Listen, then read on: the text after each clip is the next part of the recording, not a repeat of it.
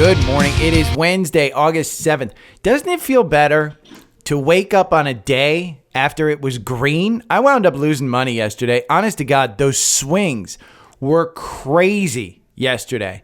I was pointing out I was on Spaces yesterday. I'll be on Spaces again 3 o'clock today to go over earnings. So if you're on Twitter and you want to follow me, I try not to speak up. Good Lord, these people love to hear themselves speak. That's what I told Wolf and guys. I said, I'll come on there, but I'm not staying for an extended period of time because they love to talk. Oh my God. I know I'm one that loves to talk, and I do an hour and a half every morning on YouTube. I get enough of my own voice. I'm pretty silent. By the time I'm done with this, I'm wiped out. But the cues. So we had a good day yesterday. Yesterday's morning candle was a 1.92% swing. That's crazy. The afternoon, not so good. 1.36 down during that time. We're still moving down on the cues. Make no mistake, the pre-market, you're up 1.48. This is the same as yesterday, where we might wind up a little bit higher, but the afternoon might be a little bit weaker. You can see the volume in the afternoon decline. That's not unusual. Typically, you see higher volume in the morning. Things are good, but again, you can't time things and say a reversal. So you had the catalyst of Warren Buffett selling his Apple. You had the catalyst of Japan, the unwind trade. You had the catalyst of people screaming for the Fed to do an emergency meeting because the freaking stock market went down. Those have subsided. Okay, so we've had the reaction to that was Monday. Then the overreaction was Tuesday. And that was the bounce back. And what you saw yesterday in the late selling into the close of the market was not good. Even though we're up today, mind you, it's because of earnings. There's a lot of movement on earnings. We've got a lot to go over. SMCI earnings. We've got a lot to go over on Shopify earnings. LYFT versus Uber. Just a complete divergence there between the two. But we'll go over all of that. I want to start out with Mike Santoli yesterday. He has this series called The Mystery Broker. And The Mystery Broker is it's a broker. He doesn't disclose who it is. But the mystery broker who called for a 10% correction July 19th issues a tactical buy for the S&P at 5,200 this morning, playing for a short-term bounce for now. Not an all clear, says, but will most likely need a retest, his initial correction call. He called it on July 19th. So where were we on July 19th? July 19th was up here. We were at 480 on the Qs. That's right where July started. So it made a complete reversal. He called it. If you got out at 480, kudos to you. Because right now in pre-market, you're at 445. You closed yesterday at 439. That is an enormous savings and a great buy the dip. Now what he's saying is it's not a complete reversal. I have always said this. In order to get a complete reversal, I think you need to see the VIX first off get down below 20. Right now, the VIX is at 26, 23. So you need to see that below 20. And the other thing that you need to see is a catalyst to move up. You need good news. Some of that's in the earnings. Some of that's in the earnings that are coming out. But a lot of this is single stock moving. It's still nervousness. Now, Alpha Picks had a sell yesterday on a stock called DINO.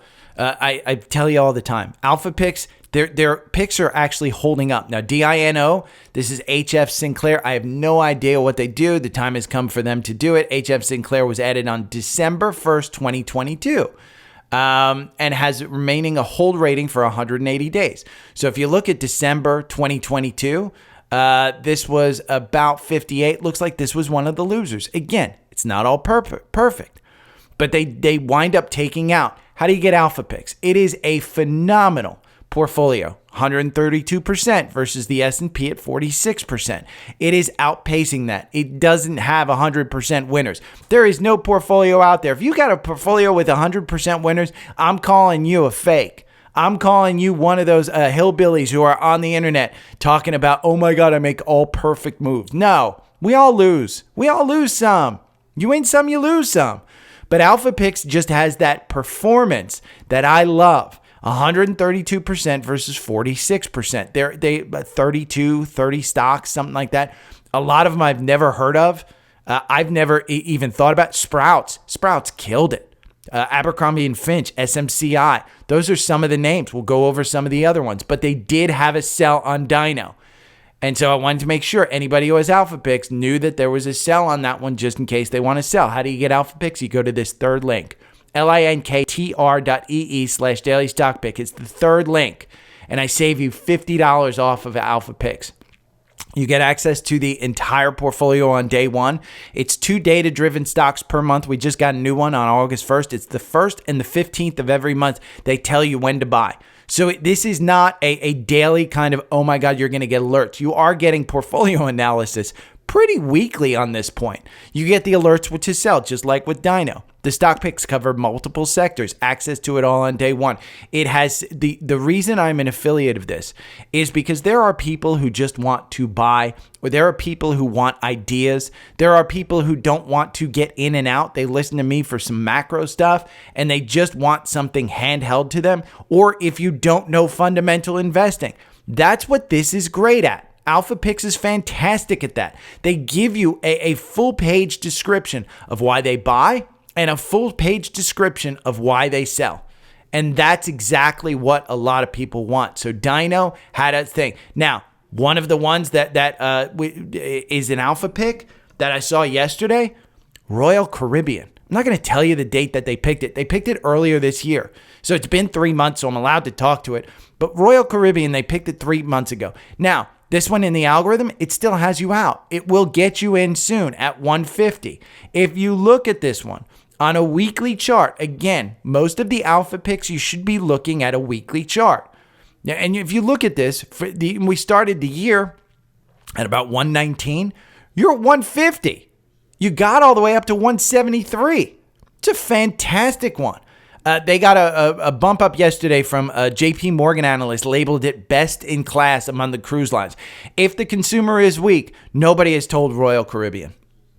Simple as that. Again, Michael Santoli's mystery broker is saying, hey, we're looking for a bounce. We're not looking for an all clear.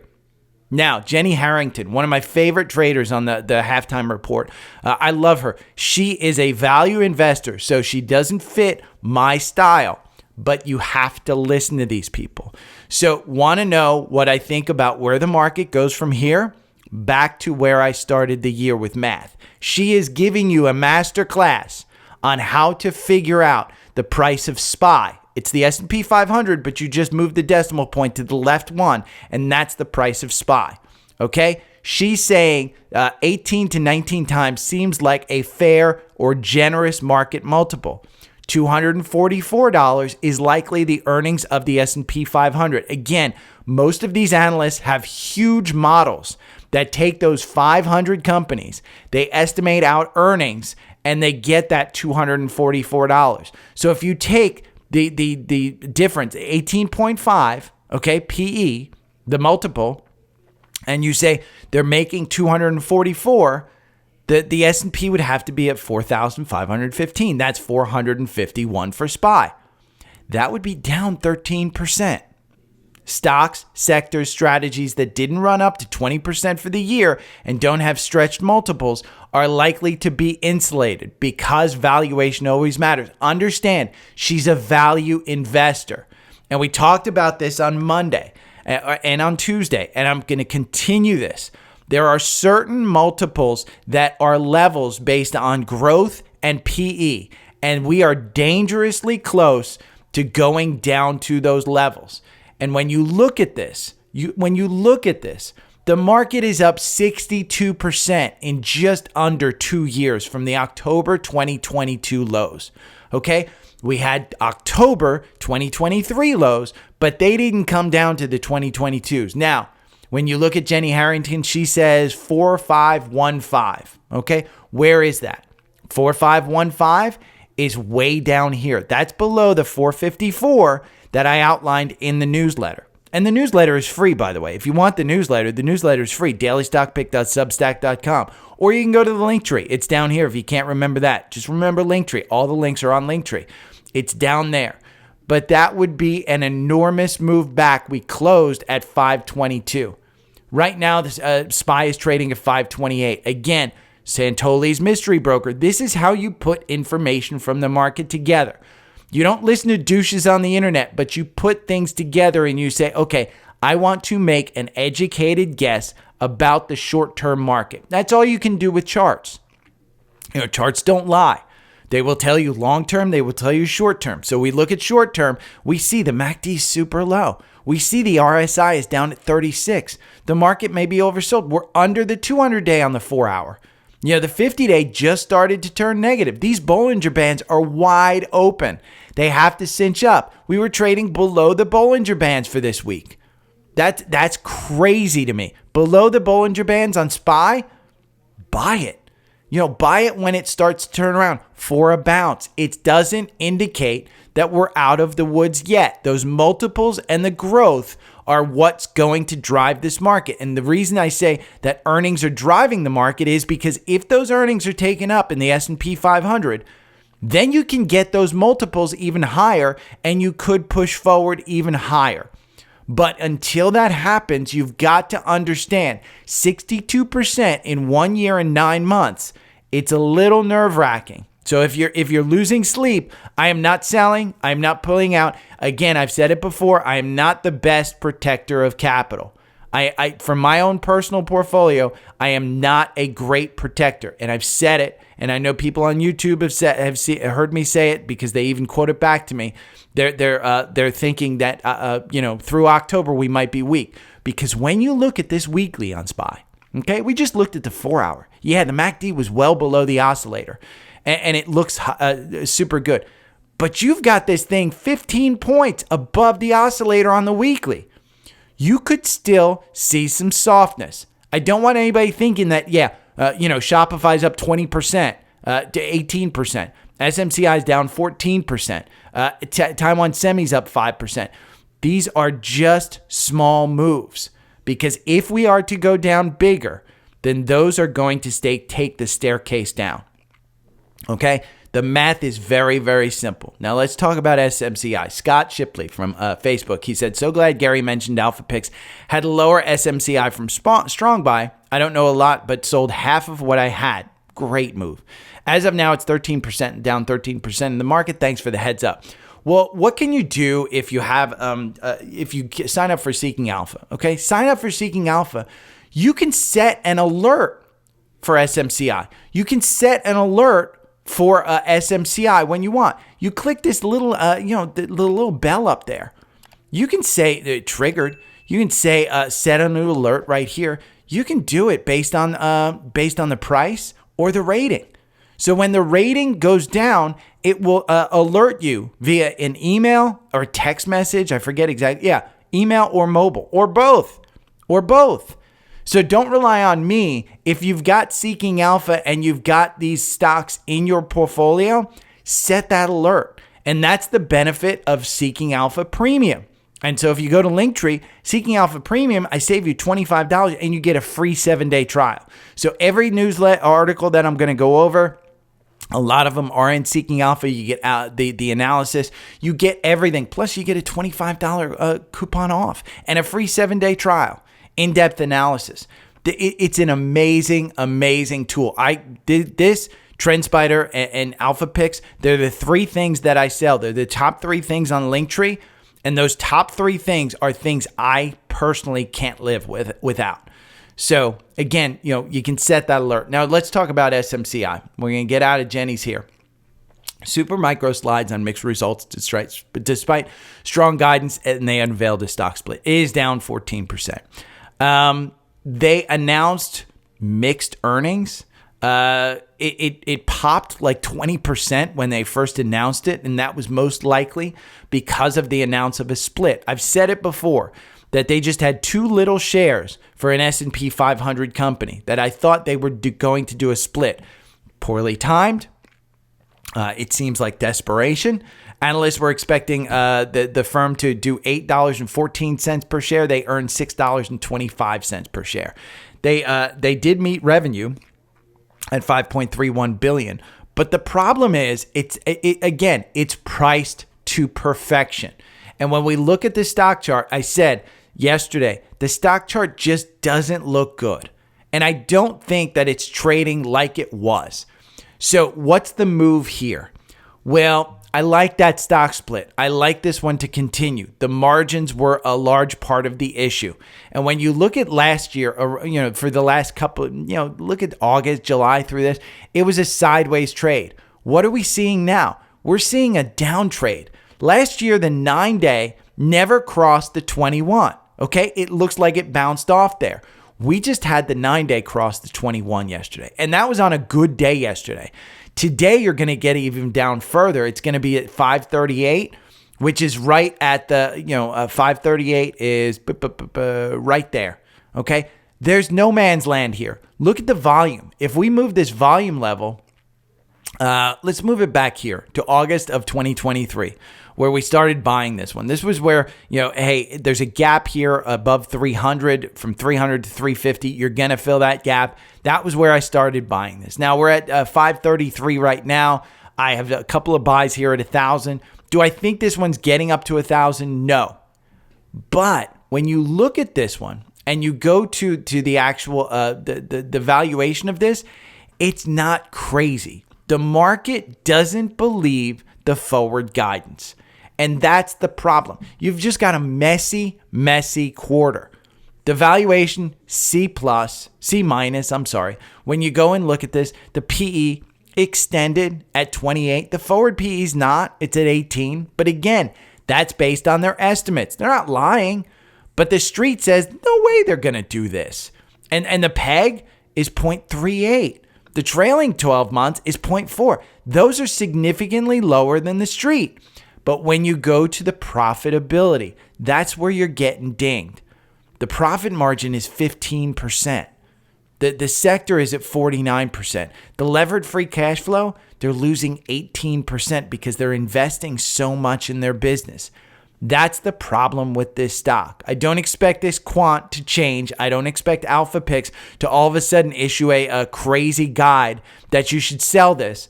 But this chart right now doesn't look good. And for it to be down 13% and for them to issue a 10-for-1 stock split, remember, stock splits mean nothing. Absolutely nothing. When you can buy fractional shares, they mean nothing. They used to mean a lot. Am I worried about this one? Yes. The profitability is a D. The momentum, it's still an A. But when you look at this, the 3-month performance, you're down 25%. 6 months, you're down 10%. 9 months, you're still up 144%. I'm still up on my buys from last year in August. Okay, 1 year, you're up 82%. I'm still up from 1 year ago. The problem is the short term. And so what am I doing with this? I am probably going to take my lumps, get my money out, and look at different places. But we've got a reset of the MACD. The problem is, again, you've got competition from Dell and HPQ. And Dell is even down today. Dell is down significantly. So I don't like this. I don't like it at all. It's just, it's painful because I do think that the valuation deserves the higher multiple, but they've got to prove that they can do that earnings per share. I think it was just taken down because they're spending a ton of money. So that's hard. That's hard. Now, another one that just reported from the core portfolio, Disney. They combined streaming profitability earlier than anticipated. If that's the headline and they're just making money, they're not doing well. I mean, that's a bad one. If you look at Disney, they're down 3%. Look at this stock chart. This is just ugly. Now, I do convey that anything under 100, I think is a buy for long term. Okay? Long term. We're not talking within the next couple of months. We are going into a seasonally weak period. If you look at Disney for the last 15 years, okay, August and September are super weak. Then you get to October and November, stronger.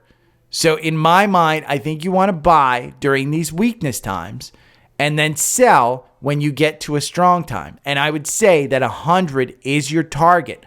But when you look at Disney's valuation, it is extremely extended still. Extremely extended. They have to start making more money. They're spending a ton of money. They have to make more money. When you look at Disney's, it's a hold in the Quant, and the reason is the valuation. This is an iconic brand. Their PE is 20. Remember, the average on the S&P wants to be around 17 to 19. They're at 20. Their forward is 18. That's better, but it's still not great. It's still high up there for a company that's not running very well. Their PEG is 1.07 for the forward. That's not bad. Their growth year over year, 2.55%, but that's good because the sector's grown at 1.8. When you look at their profitability, they're making 35% profit margin, but their free cash flow, where's the free cash flow? Levered free cash flow, 9%. That's great. Now, when you look at the momentum, it's not horrible, but in the short term, it's bad. 6 months and 3 months, you're down. Now, when you look at revisions, again, they just came out with earnings, so these probably get revised down. I just don't think that it's showing strength. And again, it's a core portfolio one. It is a core. Now, another core portfolio one that I got completely wrong. Yesterday, I said I didn't like this chart, but I wasn't selling. I was holding it. It's up 17%. Shopify soars after topping gross merchandise volume expectations. Nobody told Shopify that the consumer is weak. Somebody forgot to write the memo to Shopify that the consumer is weak. It's up 21% right now. I will tell you, I do think it's got 70 in this stock. Do I think it's got 80? That's a tough one. Right now, your 200 days, it's 66, okay? If you are in positive territory on this stock, I would say start to trim and take some profits if you are profitable. Because while the MACD is super low, the RSI has quickly, because the market just opened, got up to 63. And any reaction in the market is an overreaction. You're going to have to go above this 200-day. And when's the last time we were above the 200-day and held it? The last time we were above the 200-day was way back in March. So it's going to have to hold it. Your 50-day started to turn positive during this sideways move. It's now still negative. It's probably going to go sideways. You may get a golden cross here on the 4 hour. But when you take a look this weekly, okay, that's where the $80 price target comes in, is because that 200-day is around it's around $80. Here's the weekly chart on Spotify, or Shopify, I should say. You can see the 200 days, the red line. Okay, I put that $80 in there because that red line, which is the 200-day, has been moving that way. Now, I would say if you hit 70 today, get out. Get out. I mean, just start getting out, and then you can add more when you pull back down to the 60s. Because I think 70 is going to be a logically, that's where 67 is where your 50-day is. That's providing some resistance right now at 68. So at 66. So I would say, again, you want to take a look at this one. The consumer's a little bit weak. We might see additional weakness in this one. If we go and we look at the seasonality of this for the last 9 years, because that's all it's been, IPO'd for. Look at October. Look at September. August is a pretty strong month. Look at those 2 months. I would say you want to trade this one. Yes, it is in the core portfolio. Yes, I still own it. Yes, I've owned it for a very long time. But I would say you want to trade this one. Now, LYFT reported earnings. And what I want to point out is yesterday we saw a nice 10% bounce in Uber. Now, the difference between Uber and LYFT is being made clear. LYFT missed earnings. They're down 17%. Look at that dying one, okay? This is LYFT. This is a 4-hour algorithm of LYFT. If you look at a 4-hour algorithm of Uber, which is up 2%, again, they're getting the benefit of this one. It's an ugly chart, but it's regaining. I think Uber is claiming their dominance again. And I think that $64 that we just had a buy on, you'll see it in the scans. I think that's a good one. I think you're fine. Again, it's an expensive stock. They are profitable. I think this is a good one. If we look at the biggest movers of today, there's a couple. The biggest one, Lumen Technologies. That's up 45%. That's after yesterday. It was up 93%. Upstart is up 22%. Biggest losers, Supermicro and Airbnb. Shares declined 16% on Airbnb. You can read that article if you want. Now, AMD, what I want to point out is AMD prices on Ryzen 9000 processors cheaper than its previous generation chip. They are reducing the rates of their new chips. Kind of screams a little bit of, hey, we've got a little problem here. And now AMD chart, I do own AMD. I own AMD at about $100 or something. I don't want Morgan Stanley. I want AMD. I think I own it about an average purchase price of about 100, 109, somewhere in that neighborhood. I know it's below 110, and it's trading at 133. Did I get out of it at 170? No. Did I get out over 200? No. This has been a dying stock. I mean, honest to God, it's been a dying stock. It's not very good. It's super, super low. And they just had their earnings, and they slid on their earnings. So do you expect to bounce back? I would not. I would be investing in NVIDIA rather than AMD. Now, let's talk about the Mag 7, because the Mag 7, since the big tech sell-off, they're up today. NVIDIA's up 3%. Let's see, Microsoft's up 1%. Tesla's up 1%. The S&P's up 1%. Apple down. Wasn't great. But here's where they are, okay? The Mag 7 have performed since July 31st, month to date. Alphabet down 7%. Amazon down 13%. Apple down 6%. Meta is up 4%. Buy it under 500. Buy it under 500 all day long. It will get over 500. NVIDIA down 10%. Microsoft down 4%. Tesla down 13%. That's not very good news. But I've said it before. I think we're resetting the valuation of these companies. And I think long term, anything that you buy during this downturn, I don't care what price it is, other than Tesla. Tesla is just, the valuation doesn't make sense to me. It will at some point. But again, Alphabet, Amazon, Apple, Meta, NVIDIA, Microsoft, and I would add Netflix to that. I think anything that you see in those, I think it's a buy. NVIDIA gains as Wall Street sell-off. This is a huge stock. Make no mistake, this valuation makes sense. People were taking profits. This was a huge run-up. When you see that weakness, people were taking profits. You're back down at the 200-day on the 4-hour. Your MACD is down 4 points below the oscillator. Your RSI is coming off oversold levels at 30.25. When you look at the weekly chart of this, it's resetting. Has it reset enough? The MACD on the weekly is still 15 points above, 12 points above the oscillator. The RSI is still at 56.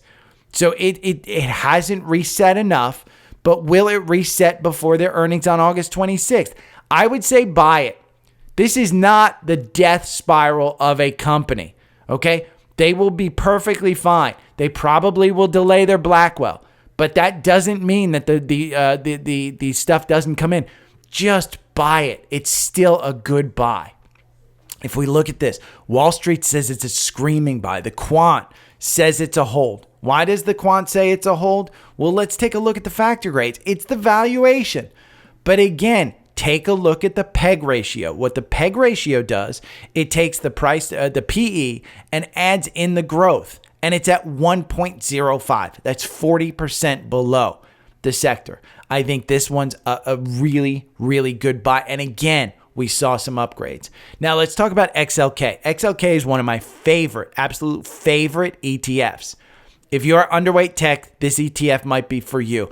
I like this article. I thought it was interesting. I own a ton of XLK. XLK has performed incredibly. Let's take a look, and we'll go through Seeking Alpha, how I use Seeking Alpha to look at an ETF, because I think ETFs are incredibly important to try and to expose yourself to different sectors. And I think these spider ETFs are incredibly important. Now, the Quant has it as a sell. It has it as a sell. That's not good.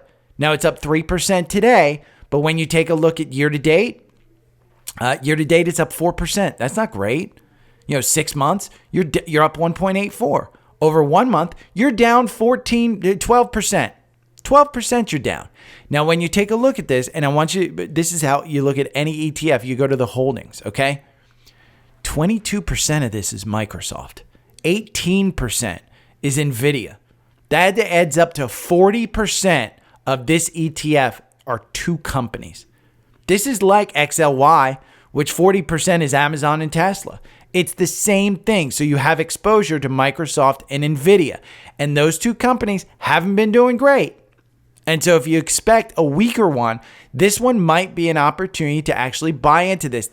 I think it does a quarterly rebalance. They just did it in June. And that's why you're seeing NVIDIA at 18%. Apple was the number one. It switched Apple from 18% to Apple at 5%.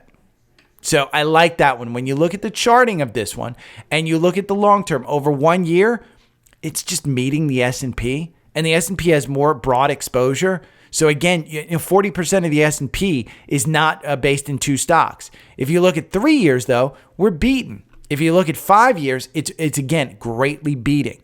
So I would take a look at this one short term and take a look at what you want to be exposed to. If you don't have exposure to XLK, I agree with that article. Take a look at XLK, because at these prices, I think over the long term, you're going to be fine.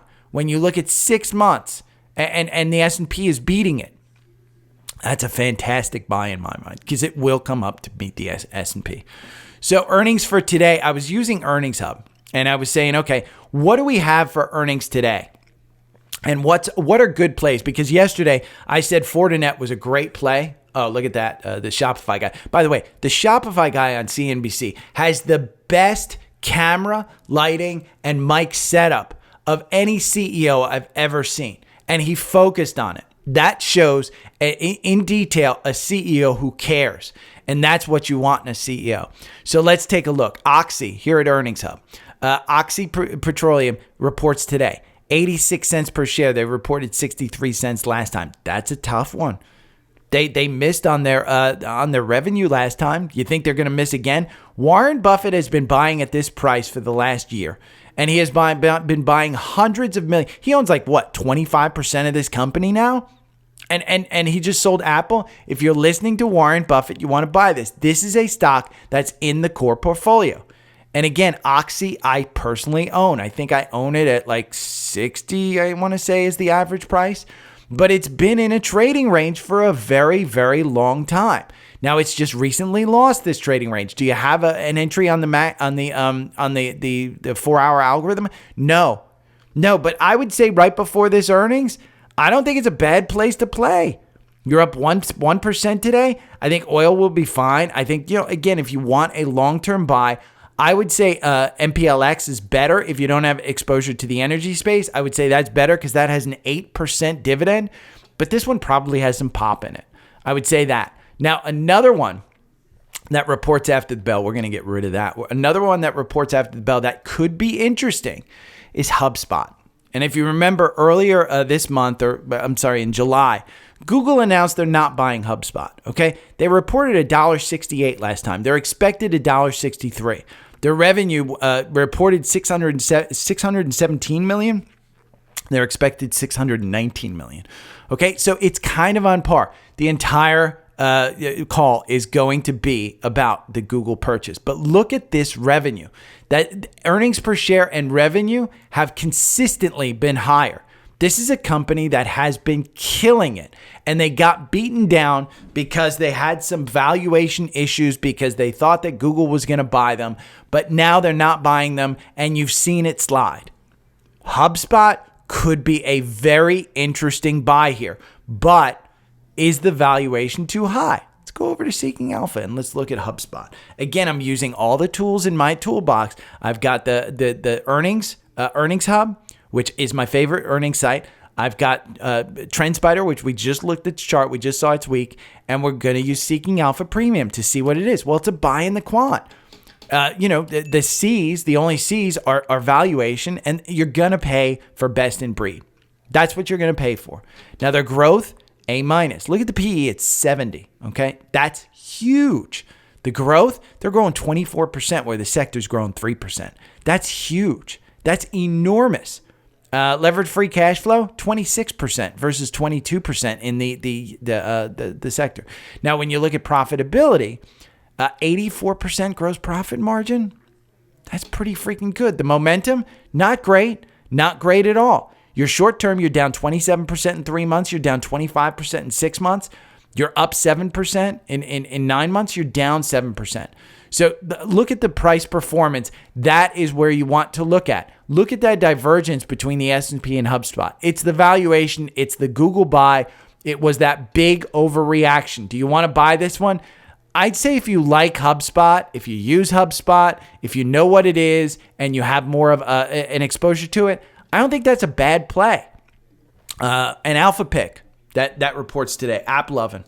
AppLovin is one that I have in our the daily stock pick watch list here on Trendspider.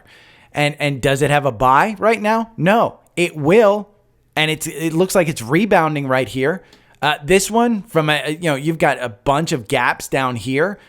It's I can tell you it's a little bit extended on the valuation. Now on the long-term weekly, you're using that $58 as support right there. This candle, this first weekly candle, it went down the low $60. Can you imagine if you bought this at $60? Now the oscillator, the MACD is super high. The RSI is at 49. Let's go over here to Seeking Alpha and we'll go and look at AppLovin. There's another out and we'll go over another alpha pick. It's a strong buy in the quant. The only thing that is dinged on it is the valuation. And you can read the earnings preview right on Seeking Alpha. The PE, a little bit extended, 25 versus 21. The forward PE is not. It's 50% below the sector. You can look at the PEG. They're down at 0.64. You can look at their growth. Their growth, 24% versus the sector at 3%. Okay? Profitability, where they have 80% profit margin, 69%. Okay, sector's at 43%. This is software. Software hasn't been loved of recently. It's up 3% today. That's an interesting one to play. Another app, alpha pick, Bluebird. This is school buses. I probably shouldn't say it's an alpha pick. Okay, erase it from your mind. It's not an alpha pick. We're just going to go over Bluebird. Bluebird, that algorithm has you out. Will get you back in on the afternoon candle. It will. So let's take a look at Bluebird. Again, if you take a look at the weekly chart, we're buying into strength here. A lot of strength. The MACD super high.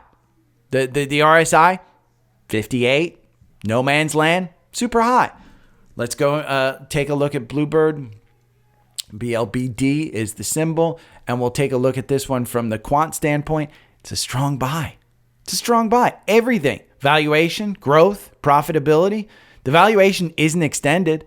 The PE is 16. The sector's at 18.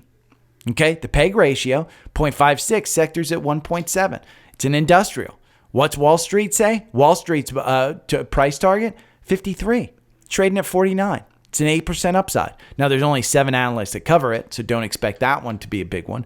Let's see. I've got a bunch listed here. I'll list them in the newsletter. One that I really like tomorrow, we've got Duolingo, which actually just had a cross up. So let's look at Duolingo. This first came to my radar with Brad Freeman, I think his name is, the stock market nerd. Now, average price target, 250. 48% upside. It's a hold, and it's based on valuation. If they announce some really great earnings, this one could pop. This one could absolutely pop. Let's go and look at the chart on this one. Duolingo, it just had a cross up, and it's got an entry into the 4-hour algorithm because it's on the daily stock pick watch list. It's weak. You're above the 9-day though. Today you're up 1.73. They report after the bell. It's an interesting one. Bluebird, Duolingo, Bros, Hood, Frog, Sonos, IONQ, podcast favorite, Sedge, one I've lost a ton of money on. A core portfolio name reports tomorrow, and it's an interesting one. Lilly. Okay, this one is one that I said, hey, you should just buy it under 900. This one on earnings always pops. I mean, you can see the last few earnings, it's just popped right there. The reason is because Ozempic. I mean, Ozempic at this point, if you get a paper cut, they're prescribing Ozempic because you're overweight. If you have the sniffles, Ozempic. It's just that prolific. Now, the valuation doesn't make sense. But if the market is that big for Ozempic and they have first mover knowledge or advantage, they're going to get it. Now, weekly, This looks extended. So the way I would do this is I would wait to see what the earnings are tomorrow morning. If you see a pop in this stock, I'd probably buy it. Honest to God, I would probably buy it. The only reason this is down is because Amgen is actually getting into it. Novo Nordisk is a competitor. There are just a bunch of competitors coming into this market. But again, if they post crazy earnings like the last two times, you can see the earnings back here in February, you jumped from 745 up to 800. And throughout that period, you went up to almost 900. So 745 to 800, that's a good move. This earnings right here in April, you were at 729 and you ran all the way up during that time to 966. Again, I like this one. Trading Desk is another one. The only problem with Trading Desk is the valuation. But I really like Trading Desk. Now, 97 has been the resistance from a long-term standpoint. 86, you're down below the 200-day. Your 50-day is moving negative. I would say if you buy this one, the cap is going to be 97. You trade it between 86 and 97. Wait until you see. The algorithm's going to get you in, probably today. In fact, this one, I got to make sure this is on our watch list. Yeah, it's on the watch list. It's in there, so you can scan on it tomorrow. You'll see it. Nice gap up here between 100 and 97. I mean, gap down. And you look at the weekly on this one. The weekly still above the oscillator there. It's touching the 50-day. Everything's still moving positive. So I like this one. The only problem with Trading Desk is the valuation. And again, we'll look at this one. It's an F on valuation. It's a hold. When you look at Wall Street, they're saying it's a buy. Their price target is 103. That's 20% above where you are now. It's 20% above. So Sound, which is a NVIDIA thing. Now I want to read the social request. This is a great email, and I'll read it out to you. It's from William. I was reading the SMCI results today, and the increased revenue plus margin miss comments seemed bullish to me for NVIDIA. The former for obvious reasons. The latter because, as they said, they had to accelerate parts of their supply chain at higher cost to meet growing demand. You listen to that call. I just had AI do it, but that's a great, William, just phenomenal analysis. I also imagine having to compete with Dell and others hurt margins. Absolutely. That's why Dell is down. Although they said that they would think they will come back to normal soon. That's where they're getting killed, is they think the margins are going to come back, but there's no promise of that. So we've heard for now from SMCI, AMD, and NVIDIA as a proxy, Palantir and other hyperscalers who confirmed increasing CapEx. To me, it's basically saying the AI is still on. Yes, AI trade is still on. My question is very simple. What's holding NVIDIA back? I've had a few ideas ordered from most plausible to me to the least. Curious what you think is the best mixture of an explanation. Number one, fear. At some point, accelerating demand has to slow down, and that even if it's not this quarter or the next, the runway here is short, not long. Yes. Number two, fear that revenue generating use cases won't come fast enough to keep the money pouring in. Yes. Number three, rumor and Blackwell delays. But as you said, there's a supply issue, not a demand issue. Although OFC, it would still hurt the price. Yes. 1 through 3, why is the name overvalued? 4 through 6 are macro. Number 4, macro reasons, fears. It's getting dragged down. I think it makes sense. This is, again, it's a speed bump. Number 5, it's just lost momentum as favor and become one of the zero-day DTE option plays. Yes, absolutely. Absolutely, options are holding this one back. 6, antitrust probe, Kamala admin prospects. I'd be more concerned if this weren't an enormous national security reason to let NVIDIA keep innovating. Here's the thing. I don't think it's the Kamala admin prospects because you've got J.D. Vance in the Trump trade, and you've got Trump never wanting China to get anything.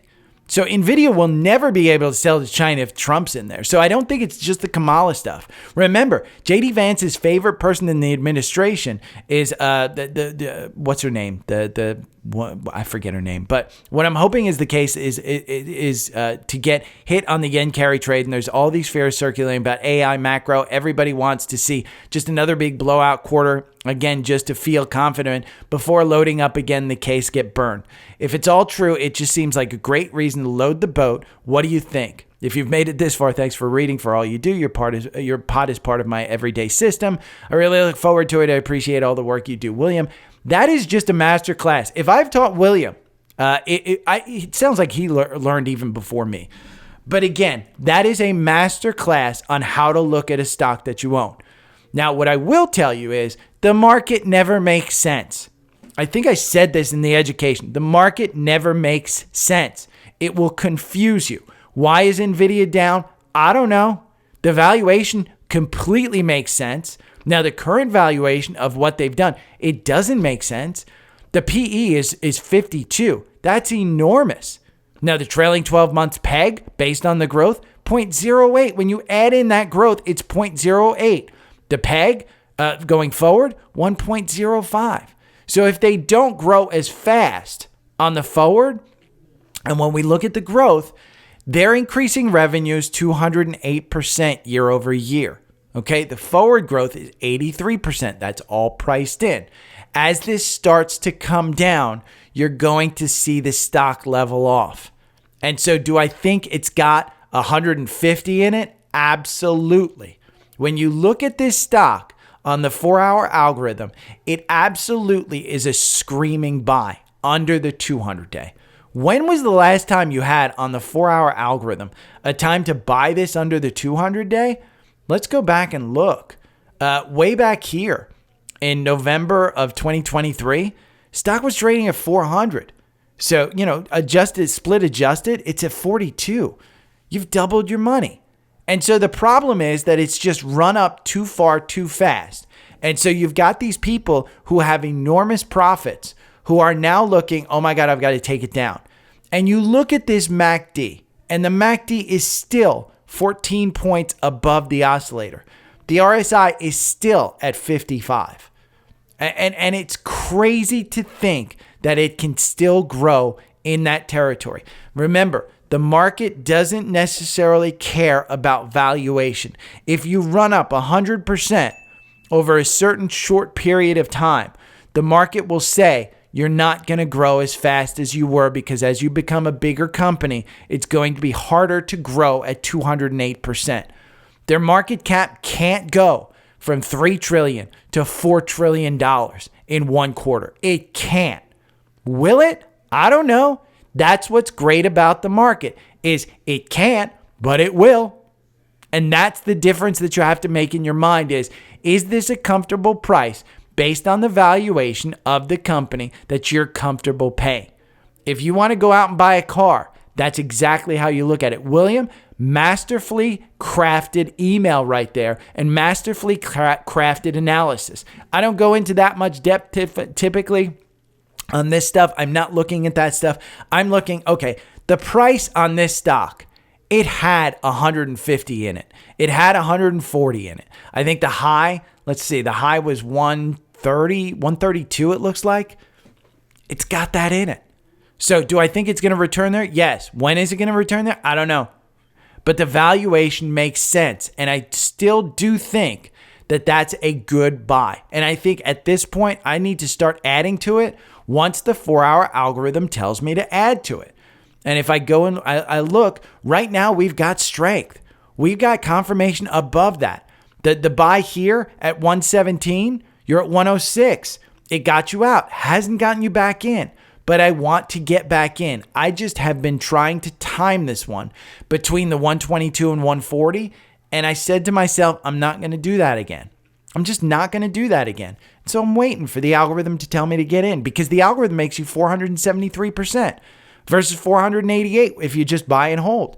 And so in my mind, I'd rather have the algorithm tell me to buy. Now, am I getting out of those ones at 122 or 120? I mean, I've got some that are down there at 300, or I'm sorry, 30 at this point. So I've got a ton of money into this already. I've got a lot above, but I've got significantly more below. I'm fine adding to this one. It's not part of my top 5. I think it probably should be part of my top 5. I've got a ton of XLK. So I will benefit when this one starts to go up, and make no mistake, at some point, this one will start to go up. It will start to turn, and there's enough people, enough professionals that I know who are wanting to take the risk and look at this. So let's see. This is John from Spotify on my comment yesterday. Curious your thoughts on Dell's drop. Is it a buy? Dell's similar to SMCI. And what they're worried about are the margins that SMCI didn't hit. They're worried that that's going to bring down Dell as well. Is it a buy? Take a look at this chart. It doesn't look like a buy right now. I think you still have some weight in this one. When you look at the weekly chart, the MACD is just starting to come down to the oscillator. It's still not there. You're back to where you were in February. Okay, I've got this one at 113. I think I've got a couple at 120. I've got a couple of lots there. I'm not buying until I see some strength. Their earnings are coming up August 26th. I think it's around the same time that NVDA reports. It's going to be the margins. It's going to be the margin. Is this a buy? I don't know, but I'm not buying it right now. It's now down below its 50-day. Last time you had the opportunity to buy this at its 50-day was when it broke out. When it broke out in March of 2023, it broke out and went on a 326% run, okay, over 1 year and 2 months. That's the last time you had the opportunity to buy this under the 50-day. And so in my mind, I think that's what you're waiting for as well. The valuation is not nuts on Dell, okay? It's the margins. And do we have a PC upgrade cycle going in? The revenue growth is down 7% year to date. I think you're going to see a growth spurt on this one. I think you're going to see them turn back to growth. It's an A-. The valuation isn't nuts on this. The PE is 13. Sector's at 21. I don't know why the hell the valuation's a D on this when everything's an A. I don't know. I don't know the Quant, so I don't know how but it's a strong buy in the Quant.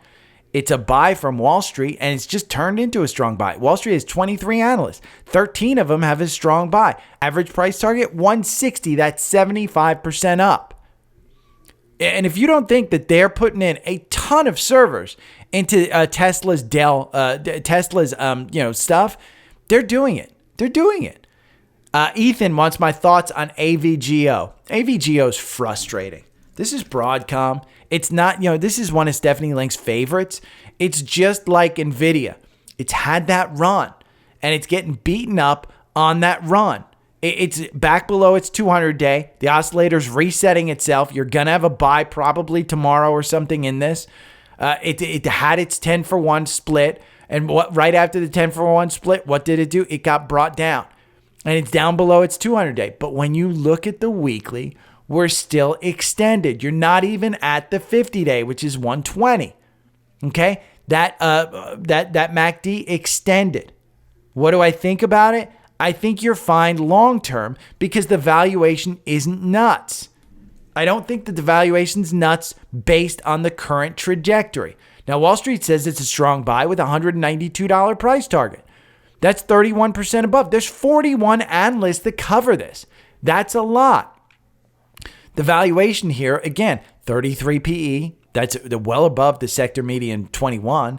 The PEG, it's a little bit extended at 1.68, but the sector's trading at 1.76. So do I think it's a buy? I think you wait for some of this to shake out. Again, when you look at the seasonality specifically in Broadcom, you see September's just weak. So if you're holding this, I'd say, continue to hold. And you buy on the bounce. The mystery broker, go back to the mystery broker. It's a short-term bounce that he's buying on. He's adding to that. This is why Buffett took some cash. I think he's probably buying through this weakness. Kyle from Spotify asked me to look at SYM. What is SYM? Symbotic? I don't know what Symbotic is. Let's take a look. Was it a SPAC? Because that looks like a SPAC to me. 23. That's an ugly chart. There's nothing in this one that I would even want to look at without knowing it. And that's a SPAC. That's a SPAC. I'd stay the hell away from it, to be honest with you, Kyle. Let's see what if it's covered or anything like this. It's a sell. Symbotic here. Trade it.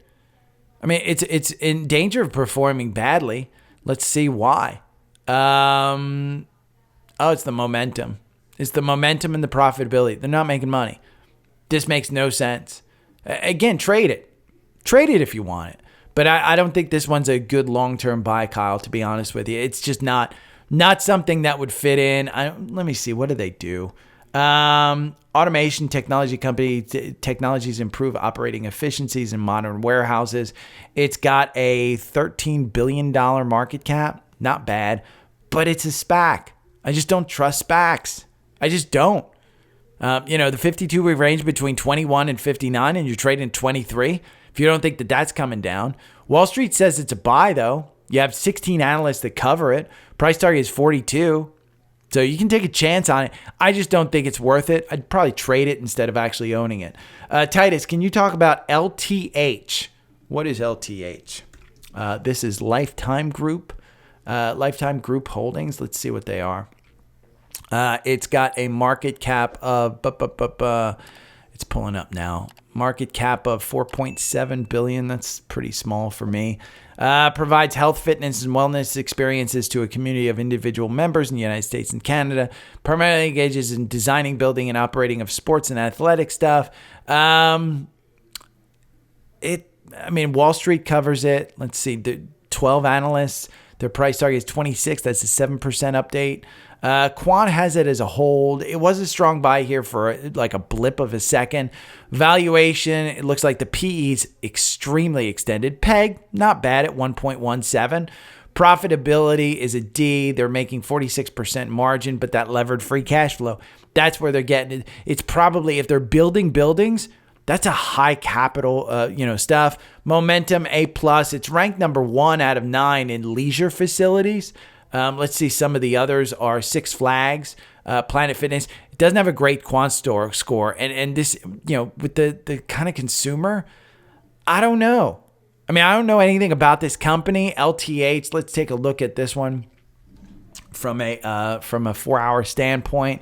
The 4-hour algorithm on this one, it probably has you in based on that one. It makes you 86% versus a 68% buy and hold. Titus, I would probably tell you to get the 4-hour algorithm if you're going to do this, because I don't know, a capital intense business is probably going to do very well under lower interest rates. So as you start to reduce interest rates, this one probably is going to do perfectly fine.